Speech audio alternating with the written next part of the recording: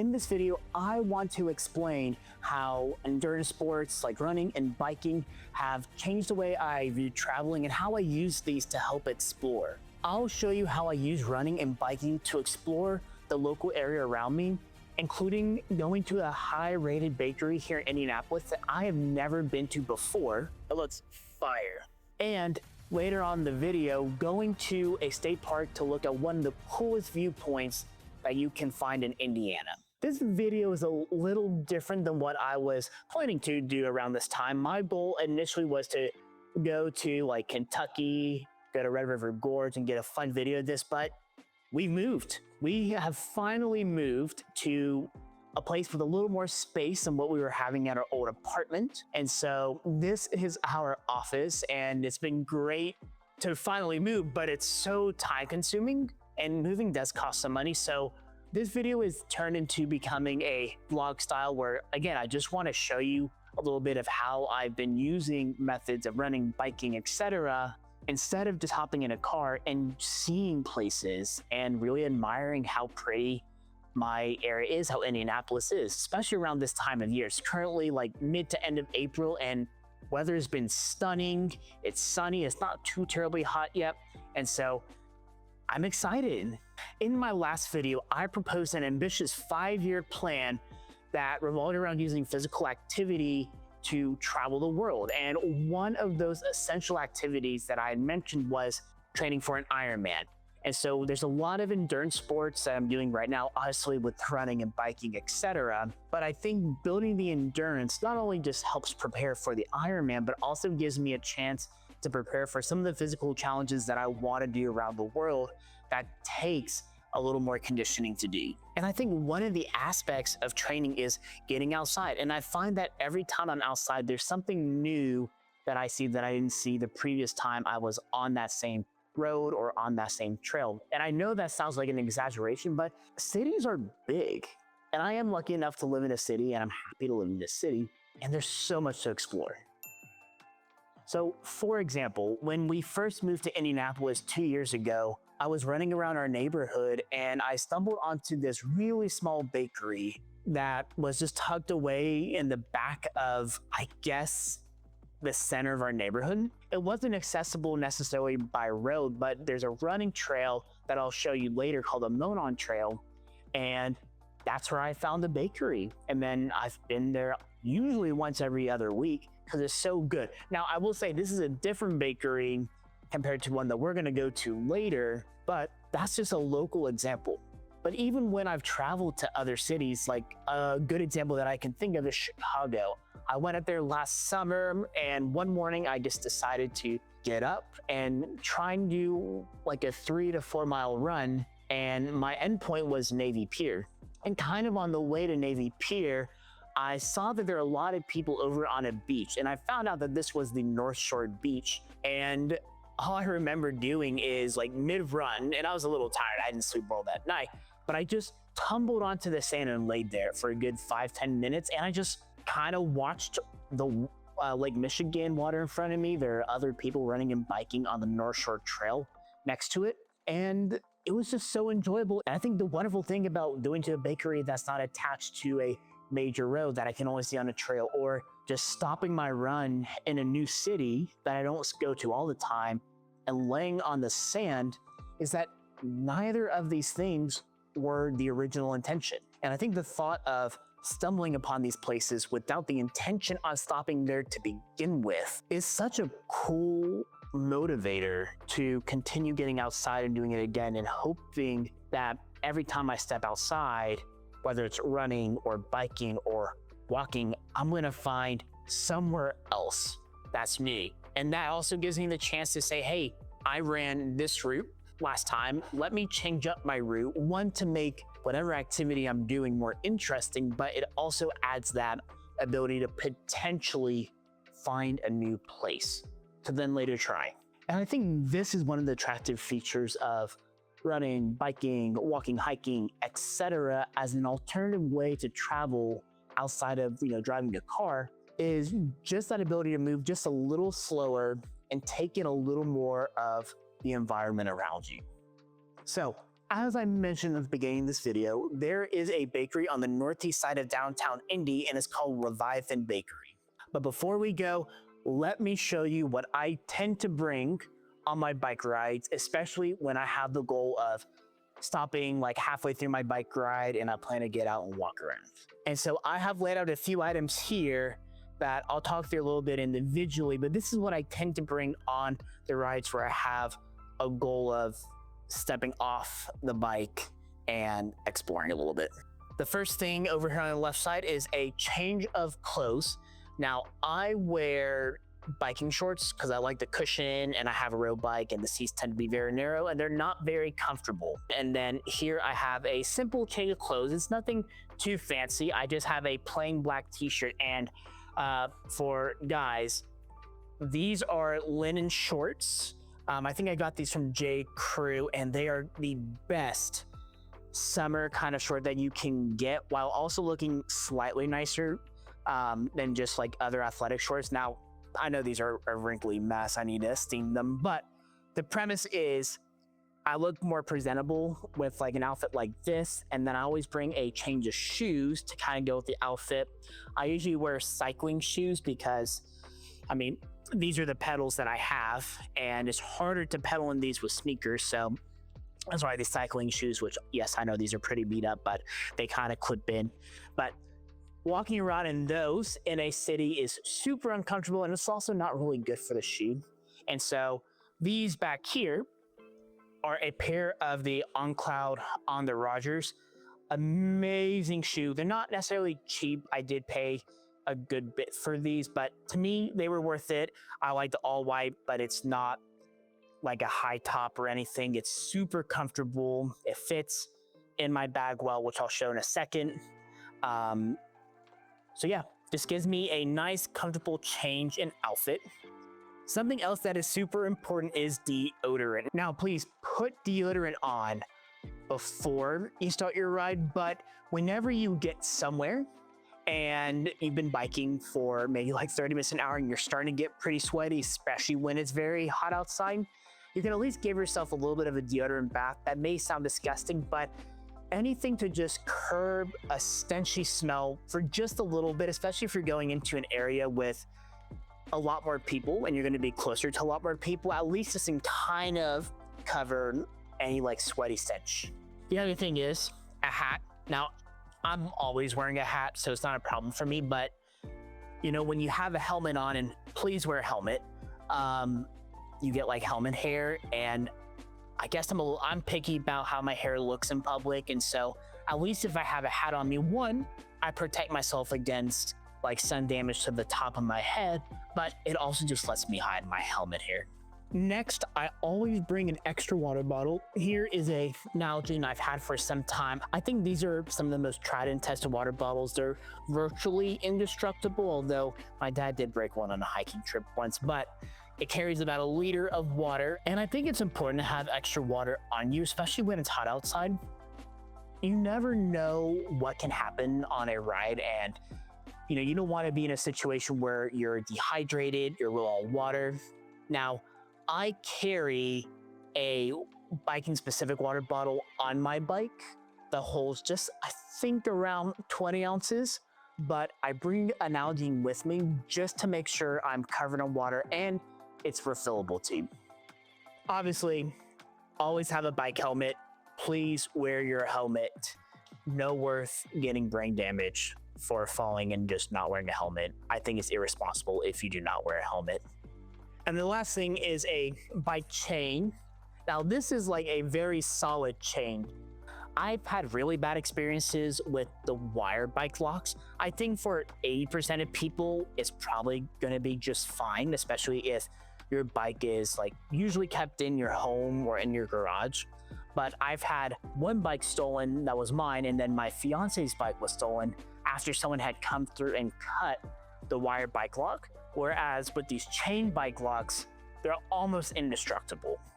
The last little thing I have here is the actual bag that I choose to bike with. Now, this bag was maybe $30 from TJ Maxx, and it's actually been a nice bag. I mean, it has obviously like all the typical like large compartments, But the reason why I like this is because everything that I've just kind of listed, it so easily fits in, including my helmet. Like, I mean, it seamlessly fits inside this main pocket, like without a problem. And I tend to carry my helmet on me. For me, I know I can get a nicer backpack, like a Camelback or an Osprey backpack that is like more fitted to my body, especially during a bike ride, and can also accommodate like a watered bladder. But for me, this backpack is good enough. It gets me everything I need, plus some space. It's easy to carry. It's not uncomfortable, and the best part is the straps don't like fall too low to where like I would be worried that they'd get caught in my wheel. But anyways, let's go biking. Sunscreen because we hate skin cancer.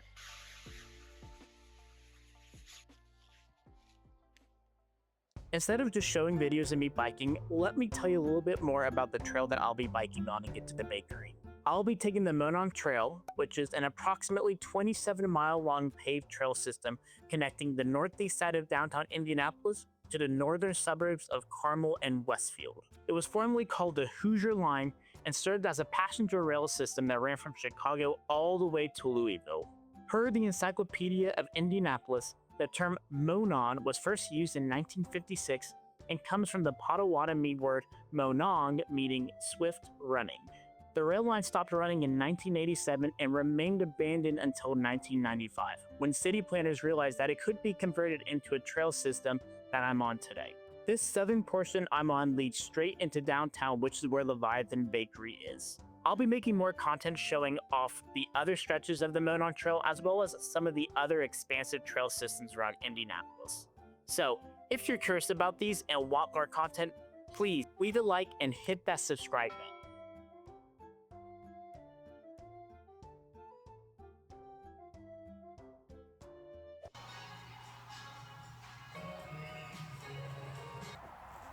Okay, we got the almond croissant. I'm coming about like an hour until closing, so I think I missed all the early morning goods, but this is the almond croissant. It looks fire. Actually pretty good. Actually, it looks like it has a little bit of like an almond filling in there. And it's not too sweet, and it's not too heavy. On it. Look at how flaky this is. I just push it and look at all the layers coming apart. That's so flaky, so good. So I don't know if it's maybe because I'm still just so early in making videos, but I still get super anxious when I'm filming just like in a public place. And I know like most of the time it doesn't matter. It's public for a reason. I assume it gets better, right? But I mean, it's funny. I am sitting at a table by myself, actually like a good bit away from the bakery. Here's the bakery seating, and I know, by a hookah bar. It doesn't necessarily preclude me from still wanting to make videos. It's kind of just something I have to work on. But getting back to the bakery, like, this is so good. And as I said, I'm coming at the end of the day, and now I need to plan a 6 a.m. bike ride down here because it opens at 8 a.m. and man, I will wait in line if I have to. Since I'm already down here and I have a little bit of time, there's a really good coffee shop that turned into a bar at night that I'm gonna go to. Now, the downside is my GoPro has died. Welcome to getting GoPro with the batteries lasting maybe 30 minutes when you're doing activities. It's great for like short activities, but for like longer stuff, it can get a little dicey. But I'm just gonna hop on the bike and I'm gonna show you the place when I get there. But the name is Parlor Public House. So let's go.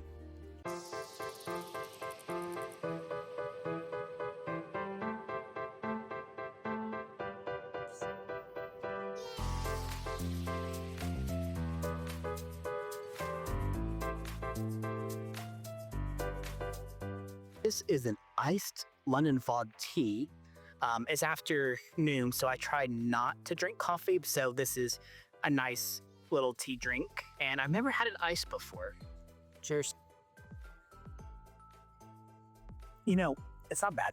It's nice because it's hot outside, so the iced drink is just helping me cool down, but I definitely prefer hot tea. Not that this is bad, they're still very good, but I think I'm just a hot tea guy. So while I'm sitting here and enjoying my tea, I have to say, imagine me like biking through downtown Indianapolis, and I want you to just picture what you think Indianapolis looks like. And I guarantee you're absolutely thinking of a very dirty city, and Indianapolis is so far from that. I'll tell you what, I think Indianapolis is one of the most walkable cities that I've been to. And I've been lucky to travel around the United States, see a lot of cities, and walking around downtown is so easy. And the nice thing is, like, there's a lot of bike paths, there's a ton of people walking around, there's a lot of nice restaurants, stores that you can go to, and it's all within maybe like a mile and a half of each other. But yeah, so this is the turnaround point for my bike. I'm gonna finish this drink and then I'm gonna bike back home.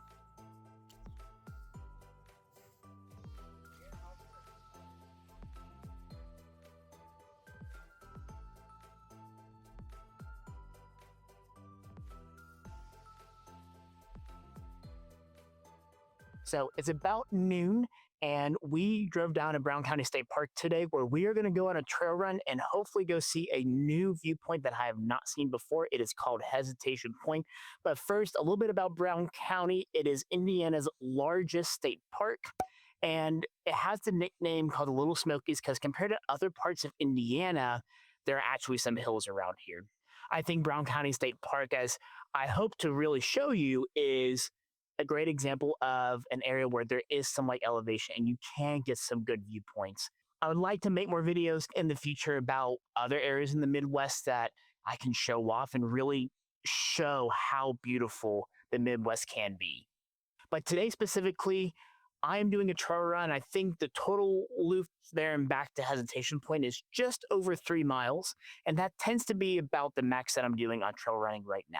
For trail runs, I usually bring a hydration backpack. This is a $20-$30 one I got off of Amazon, and in it I have a 1.5 liter bladder. Usually when I'm going on my trail runs, I always prioritize hydration before getting to the park, but this extra 1.5 liters just ensures that I have a little extra water, especially on hot days like today. It's hitting mid 80s and it's super sunny. Something else I always try and bring on my trail runs, which I find I haven't needed but could be useful, is a multi-tool. You just never know what can kind of happen in a trail. You don't know what you'll need. And so this just gives me a flexible tool that can serve a lot of purposes, essentially.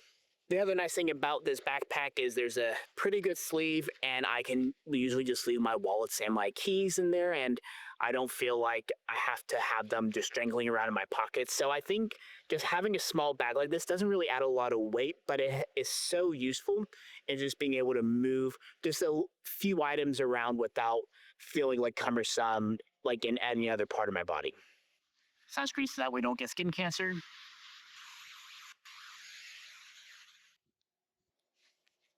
The last little bit of what I want to show you is the shoes that I wear specifically when I am either hiking or running on a trail. These are my Saucony Peregrines.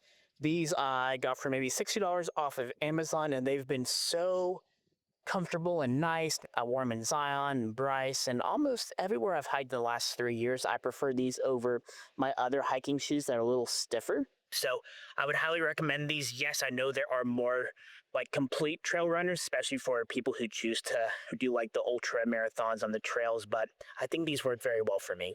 So I'm walking to the trailhead. Once we get to Hesitation Point, I'll explain a little more about what trail running means to me, but let's go ahead and get started on the trail so we can get to that viewpoint.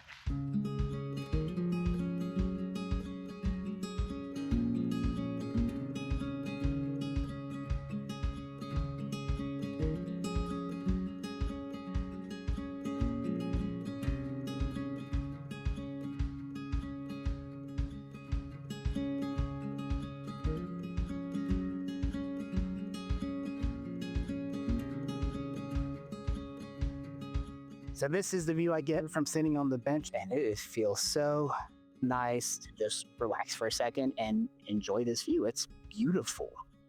Ugh. We made it to Hesitation Point. It is 1.5 miles from the trailhead. So we just ran about 1.5 miles uphill. I think we did about, excuse me, I think we did about 200 feet of elevation, which is a pretty big jump, at least even for Indiana standards, of just a get in elevation, especially on not like necessarily like a extremely rugged terrain, but it's, trails are not even surfaces. So my calves are on fire. So as I'm sitting here, this kind of brings on to the next point on why do I trail run?